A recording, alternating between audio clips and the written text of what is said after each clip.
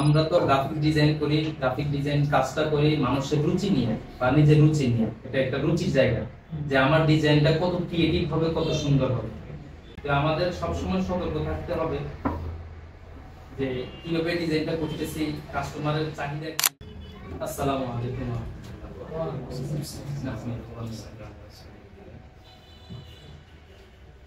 দীর্ঘ 7 মাস ক্লাস একসাথে মুনাফির সাথে লেগে থাকার পরে আজকে আমাদের পারবেল অনুষ্ঠান, বিদায় অনুষ্ঠান বা যেটা যে যাই বলো, আসলে এখানে আসার পরে মানে এখানে যখন থেকে বা গ্রাফিক ডিজাইন যখন থেকে বুঝছি তখন থেকেই স্যারদের যে আন্তরিকতা, স্যারদের যে সাপোর্ট, আলহামদুলিল্লাহ ওভারঅল সব দিকেই ভালো হয়েছে।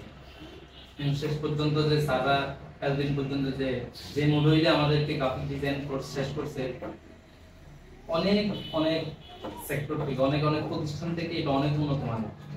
এবং স্যাররাও বলে প্রায় মাঝে মাঝে যে দেশের প্রায় সুনামধন্য অনেকগুলো প্রতিষ্ঠানের মডেলকে একসাথে করে আমাদেরকে শেখানো হয়। সবাই কিন্তু এই জিনিসটা ফলো করে না বা এই জিনিসটাকে এই কাজটা করে।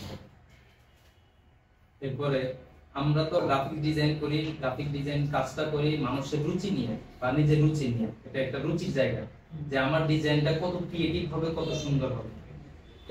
এই কাজটা এই জিনিসটা নিয়ে বা এই ক্রিয়েটিভ মাইন্ডটা নিয়ে আমরা কাজ করি, রুচিটা নিয়ে আমরা কাজ করি। তো আমাদের সবসময় সতর্ক থাকতে হবে যে কিভাবে ডিজাইনটা করতেছি, কাস্টমারের চাহিদা কি। বা আমরা তো ভবিষ্যতে এই কাজটা শিখছি বা এই ডিজাইনটা শিখছি তো ভবিষ্যৎ প্রজন্ম বা ভবিষ্যতে এই কাজটার উপর লেগে থাকার জন্য বা আমাদের ভবিষ্যৎ পেজের উপর সাজানোর জন্য। তো হিসাবে আমাদের চিন্তা করতে হবে, আমাদের খেয়াল করতে হবে অতীব জরুরি যে তার চাহিদা কেমন, কোন কোন কালার নিয়ে সে কাজটা করে। বা একটা যদি কোম্পানির সাথে আমি ইনভলভ হই, সেই কোম্পানির কালার কম্বিনেশনটা কি, তার লোগো কম্বিনেশন কি, ওই হিসাবে যদি আমি কাজগুলো করি আল্লাহর রহমতে তাহলে ভালো একটা সাপোর্ট পাবো এখান থেকে। আমাদের নিজস্ব কারো ব্যবহারে বা আচার আচরণে নিজেদের মধ্যে যদি কোনো মন মালিন্য হয়ে থাকে, সবাইকে আন্তরিকভাবে ক্ষমা করে দিবেন কিংবা ক্ষমার দৃষ্টিতে দেখবেন। এজন্য আর ভবিষ্যতে আমরা যে কাজটা করব, আমরা আশা রাখবো যে মুনাইটি আমাদেরকে পরিপূর্ণ সাপোর্ট দিবে।